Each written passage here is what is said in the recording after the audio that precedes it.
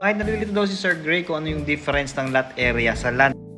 Well, dito sa Philippines, ang lot area ay yung kabuuang area ng pinaka-property or lupa natin. At yung floor area naman ay yung kabuuang area ng enclosed area ng iyong bahay or ng building na pwedeng ma-distribute sa isang floor, dalawa, or higit pa.